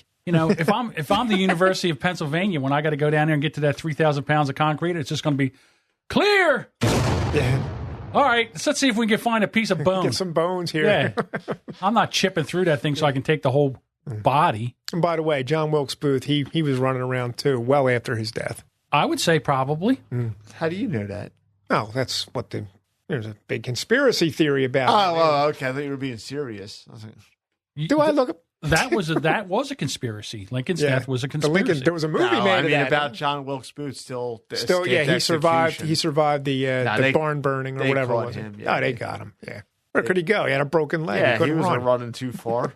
Well, you know, they say. And the moral of the story is don't wear spurs when you're going to leap off the second-story balcony to get caught in the drapes and you break your ankle when you're shooting somebody. Right. Not that I've ever entertained that. That's true. Anyhow, What's next? I got to get to it. Ultraman? Well, you need different transition music. You got to mix it up a little. All right. I'll wait till Deuce is done with the sound effects. Wow, what's with the guy who got it? It looks like he got the balls beat off him. Jesus Christ! Well, Look at since this guy. since I bring and I do these and I edit these stories where they're, you know, I come in clean.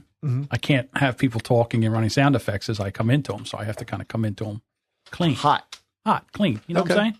All right. So remember last week when John was like a big pussy down here, just sitting down here, and he called 911 because the storm door blew open at his house, and he didn't have a sword cane. or anyway, the only thing he had down here was a mop handle.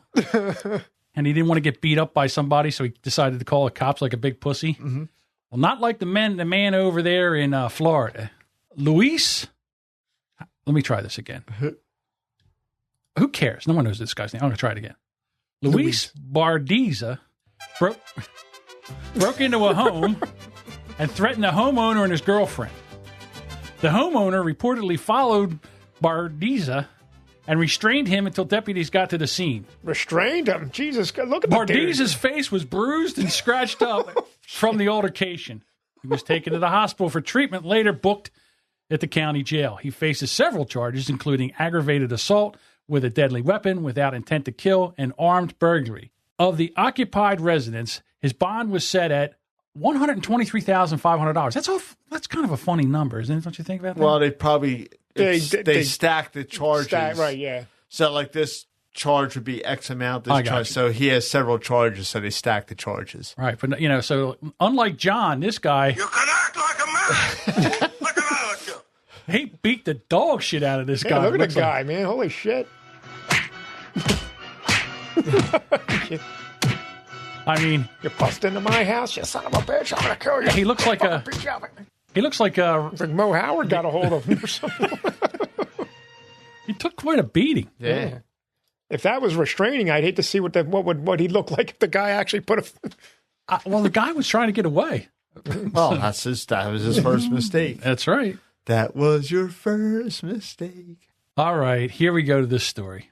This story. Wait a minute. So the one I'm going to talk about here is the Indiana teacher charged. Oh, I love a teacher sex story. This one's above and beyond other. Oh, really? Let's hear this one. This one's pretty short, so John won't get angry. A 38-year-old former Indianapolis area high school teacher is facing charges after she had an inappropriate relationship with a 17-year-old student that included sex, drugs, and a gun. The investigation surrounded Catherine Hagan, once a teacher at Franklin Central High School, started in the beginning of April, and charges were filed this week. Hagan is accused of providing the teen with Xanax and having sex with him. But after the sexual relationship began, Hagen became aware of a 10-second video clip showing her and her student naked together. Apparently, Whoops. the video was being passed around the school and used as a means to bribe the teacher into providing better grades. Now, here's where these kids went wrong.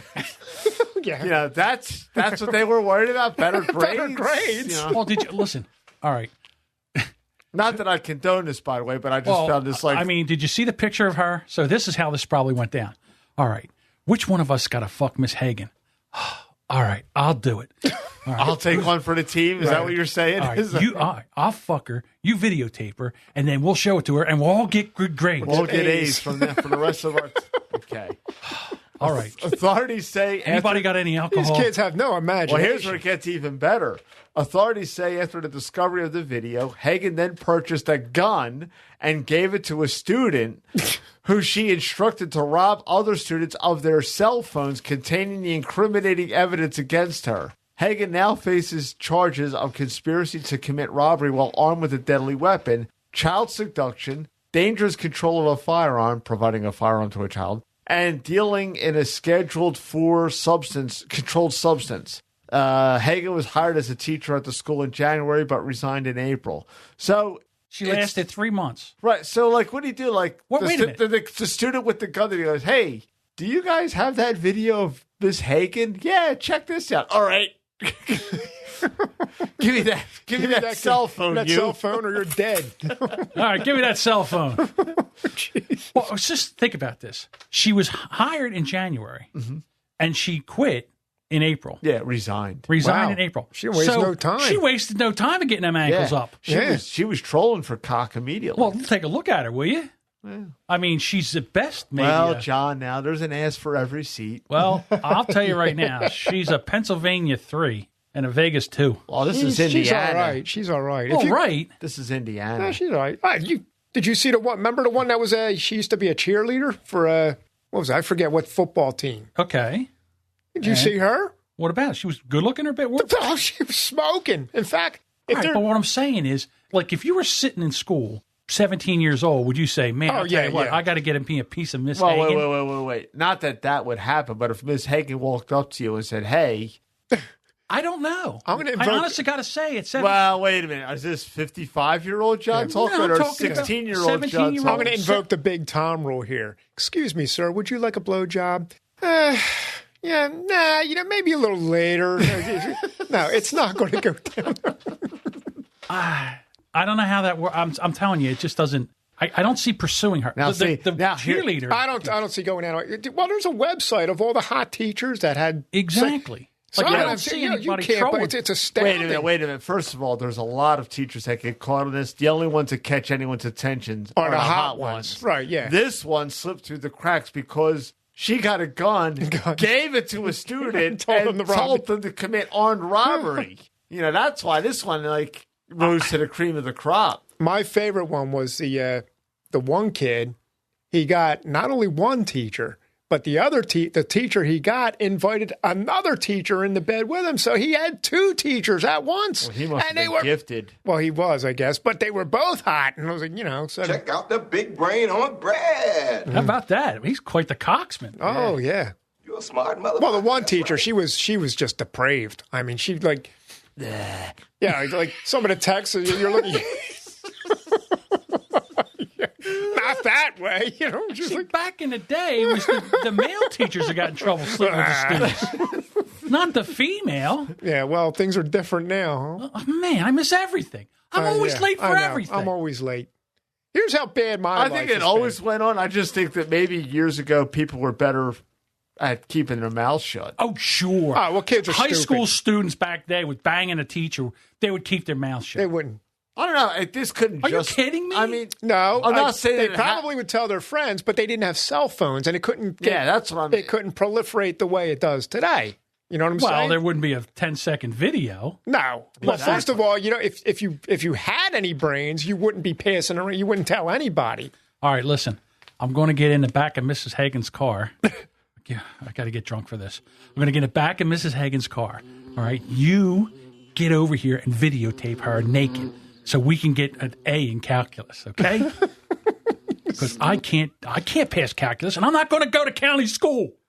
So boy. get over here and tape her. Now I'm sure you've had some teachers in your education years that you would like, Oh, sure. There's someone I would bang like a broken storm door on a windy day. Okay. That's quite the analogy. I think I'm going to use that one. But yeah, I mean, you want the list? Miss Galloway. He's dropping names. Holy shit. Oh, yeah. Miss Shoot was a little tasty number that I had back in 8th grade. Miss Shoot. Miss Shoot. Miss Shoot. She was not... Mrs. Timko? Mrs. Timko? My son had a teacher. The only thing with Mrs. Timko was she had the droopy boobs already. Like, I think she used to go braless back in the day. I think she might have been, one of them bra burners. And they kind of sagged way down, like they started at the middle of her chest. So she had 19 kids. No, she didn't. She was kind of young for that. I like how we discuss this shit like we're like three Adonises here. Like, well, I can say these kind of things back in the day. I look like Brad Pitt. Yeah, so. right. I mean, anyway, go ahead. And even in college, well, see, the thing was in college when I went to college, I went later, so a lot of the younger student teachers and all, I was the same age, and I had an English teacher. Did you have her, or I did you didn't have her? I had an English. I had a class. And you had a class. You had a class with it. And I tried. I'm there not was right now. Every listener just went like. I'm just saying there were some moves made, and I was rejected, but I tried. You were rebuffed. We had an English teacher in my high school who would invite students to the house, and it was always. What's that? Who? Well, I'm not going to say her name. Why not? I just do I know her? I don't want to say her name. Well, because she's on Facebook and she's still around. But do I know her? You probably wouldn't. But nothing. It was just kind of played with, and no one knows for sure or anything. But yeah, if she would grade papers, you'd come to her house and all. It was like a regular thing. But there was also the time I got sent down to the office because the hickey incident. The hickey incident. Joe and I had the same English teacher one year. So, well, the reason that happened is because Deuce didn't like his junior year English teacher, so I wouldn't go. So I just would come in with a late pass. Okay, wait a minute. And then the next year I had to take 2 Englishes. What is the hickey incident? Well, Joe walked into the class one day and the teacher had a hickey on her neck, and Joe went like, "Ooh, you got a hickey." And she just immediately went like, "Joe, go to the office." Get that! She fucking the flames coming out of her mouth. She wasn't bad looking. She was nice looking. He used to call her Sweet Polly Purebred because that's who she looked like from Underdog. Underdog. She looked like. Was she married? No, her name was Miss. Okay, so she was a Miss. Miss Helen Slater. Miss Helen Slater. With a hickey on her neck? She had a monstrous hickey. Big hickey, right? And I spotted How do you go to school with a big hickey on your neck? Well, she had her collar up high. She was trying to hide it. And for whatever reason, I got called. I was up at her desk, looking down her top. Right, and I just happened to look at her. Ooh, Miss. Get that. Now you got to cut that. Leave that. Yeah, you got to cut that. You are an ass. I knew he was going to slip. I knew it. I fucking knew he was going to slip. Did I just slip? Yeah, you better cut that out. You're going to have to. I don't need her coming after me. Write that on a piece of paper if that'll help you organize. Put that in your goddamn organizer. Cut the name out. Siri? How may I help you? There we go. Hey, Siri, please cut out Mrs. name of the podcast. Here's what I found on the web. No, you stupid cunt. Yeah, that's much better than a piece of paper and a pen. Yeah, that's better. Yeah, that works. Hey, Siri? Just give it a rest, because you're going to say the name again. It's on Facebook. It'll be out there forever. You ass. Never mind. Let me do it. Here, give me it. No, because you're on Facebook. It stays out there forever. That's why I should have turned that off. That menace. Well, anyway, it wasn't. I can't. Yeah, I can't it's do out it. there It's out there now. I guess not. Well, it doesn't matter anyway because she didn't do anything. I just recognized that she had a hickey on her neck. And when was this? What year? My senior year. No, my junior year. 1983. He was a senior. I think she's over it by now. Yeah. She can't say you to the office. Brian Toolb Jr. says Teacher of the Year.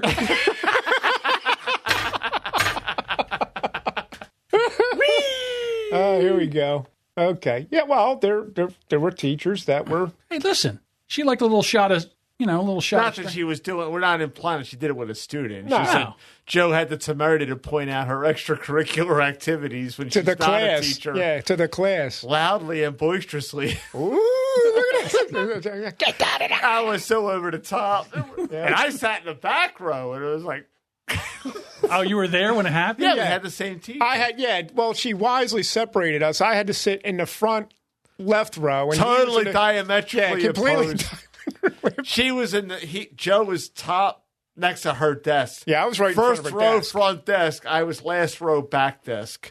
So you couldn't get any more bodies between the two of us because there was too much hijinkery. Right. I was going to do this last story about San Diego police killing a 15-year-old who pointed a BB gun at the officers. But to be honest with you, He deserved it. well, Nah, I wouldn't say that. the thing about it if is, you point a gun at the police and that happens, you really I think can't. what happened was this kid just committed suicide by cop. Yeah, to be that's quite honest. probably what it sounds like. And can't really make too. There's not this. We try to be funny about it and bring lightheartedness to the news, and I just don't really see anything that's fun nor funny about this. To be quite honest with you, it's quite sad. But again, I don't know. You can't tell. These BB guns today, you can't tell what they are. And the police did what they had to do. It's just a shame. Especially from a distance. Yeah, what and the again, hell? it's just a shame that the kid didn't realize that there's, other avenues. He didn't, whatever was going on, he didn't have to take this avenue. I hope this isn't the kid that had to fuck poor Mrs. Hagen. I hope this is one that would be a horrible, horrible thing. Was that in Indiana too? No, this is in San Diego. Mrs. Hagen. So the guy So he fucked her in Indiana. got in a jet, flew to San Diego, was so and disgusted. decided to kill Was himself. so there. disgusted with himself. He got a BB gun and decided Oh, my to God. horrible, Can I horrible. live with this We're not Mrs. saying Hagen? that that's true. We're just saying. Yeah. Just saying.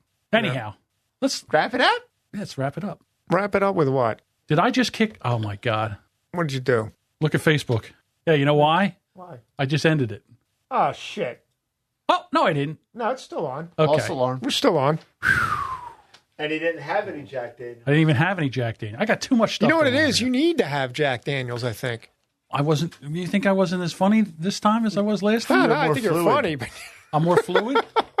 Yeah, don't say alcohol lubricates everything. It does lubricate everything. I'm not going to lie there. All right, we want to get into shout-outs. Sure. 3 is comedy. Jason, Bob, and Mindy. We got to mention. And then, I didn't hear today's episode. well, when are you going to California? October. So you are definitely got. Oh, yeah, we're going. I just have to line up my itinerary. Well, you better give it a hold of the Galbraiths because they expect an appearance. Yeah, I spoke to Jason. He was very helpful in telling us where to go and what to look for. So that'll be pretty cool. And I knew California was a big state, and Jason made it very clear to me how monstrously huge California is. I was like, well, it looks like I might have been smoking crack that day. I better tamp this down a little bit. Listen, we're going to go to San Diego and have breakfast, and then we're going to go to San Francisco. We'll just go drive to San Francisco for lunch. Yeah, that's not happening. I just had no idea then after speaking with Jason, who is, as I said, very helpful and a great guy, and I started to investigate a little, like, who? It's always good to get a local perspective when you go Exactly. someplace like that. Well, if you look at a map, like California is like the distance from like New Jersey to Florida. Yeah, yeah. Oh, yeah. it's a 24-hour drive. Right. So it's Well, like, And it's it's wide. Its width And is about the width. the width of New Jersey's It's like length. from here to like Ohio. Yeah. So It's not that wide. It's No, it's pretty wide. yeah, it is wide, but it's not as wide. Well, It's, Pennsylvania is only 300 miles Land of wide. plane. 358 at the widest. it's like he wants to land Land the of plane. plane. Okay, Land the tattoo, plane. you go. Bad cop, bad cop. Jerry and Dave. Bald and Belligerent with Lauren, Josh, Mike, and Luke. And maybe Sunday we'll get a new episode out. They recorded on Sunday. Oh, they did? Okay. So there should be an episode out soon. Yeah, they haven't put one out since tax day. Wow, look at you. You do have a pretty good memory. Yeah. I wouldn't have known that. Well, it's the magic that is me. It is the magic. Are you that is implying this might be tax related? No, I'm just Okay. saying it's been a just long saying. time. It's been a long fucking time, pile. They just Bloody fucking time now, pile. All right, go ahead. The Tavern Podcast with Rockstar BB Byerling and King Brandon, part of the Hush Your Face Network. Horribly Awkward with Sean Fuller, also part of the Hush Your Face. I'll tell you what, there's something either he is one of those guys that he's just full of energy. He's a house on fire. He never stops. Yeah. It's just, I mean, you could hang with him for maybe a day and a half, and then afterwards you'd be like, I got to get away from this guy. I don't know if I have to be. I think he would just exhaust you. I can see. You okay? Me, yes. Yeah. All right, that's fine. You have to be like in the primo shape to hang with Sean. Yeah, my hanging with Sean's days are over. Yeah, because he's like everywhere. 21 to 35-year-old John could hang with Sean. He is literally a barrel of monkeys. You're exactly right. So much going on when you listen. Now that I'm older, with Shane and Kenny. Toe on the Trigger with Daniel Repholtz and guest host of the week. Hopefully it's Courtney 3000. I'd like to see more shows with Courtney 3000. It was actually a good show. Hear more shows because it's okay there. Thank God you're paying attention. Jerk off. He's got something going on there. Ice in the Face with Sean. Wow. Ice in the Face with Sarah and Rick. The story behind with Emily Prokop, who is, if you're not following, I suggest you do, and she's doing Billy Joel's We Didn't Start the Fire, verse by verse, which is basically year by year, and it's very fascinating. There you go. The Unwritable Rant with the Mirandas, Juliet, and Dave the producer. Actually, it shows with Juliet Miranda. Dave the producer. I can't help it. I got to give Dave the producer a shout out. Well, Dave's an awesome guy. He is an awesome guy. People might tune in thinking, well, where's Dave? All right, let's skip that next one because I'm done with them. Oh, okay. Pull My Finger with Tony and Wasi. Right. They're doing 2 shows a week. They do a live show, and then they do a... Wednesday is the live show, and they drop their normal podcast on Sunday. Right. And the Nerd Wells podcast with Eric, Sam, and Chris, part of the Hush Your Face Network. The Horrible Gamers podcast for all of you gamers out there. And the Epic Film Guys with Nick. And everyone has a podcast, Adam and Byron. Now, do you remember like a couple weeks ago when I talked about 2 peas in a pod, and I said the one guy kind of sounds a little gay? Well, he sounds a lot gay, but he says he's married. Apparently... he's gay. Apparently, wow. Apparently they listen. Okay. And I'm waiting for the other shoe to drop. Hopefully they haven't, maybe they're not listening that long, so I don't know if he's heard me, refer to his, feminist style. Here's your shovel. Keep digging. Yeah, keep going. Right, exactly. So, but 2 peas, right, 2 peas in a pod, 2 peas on a pod, 2 peas in a pod is the name of the show. And check that out. And I don't have another show of the week. I thought I was going to have another one, but I listened to the first one and I listened to the other ones, and I was like, no. Oh, you've been busy. Right. So next Still waiting to release that episode 48. I know. It was episode 47. It got pushed back to 48. It might be episode 50. It's all the it's current. Still not out. It might become the lost episode. Yeah, right, yeah. It's going to be like our Let It Be. It's all the current. That's going, We're going to have Spectre come in here and mix the tapes just to make a... All right, everybody. We'll see you next week. Sorry. Go ahead. Will you shut the fuck up so he can end the podcast? I got to turn the mics off so I can end the podcast.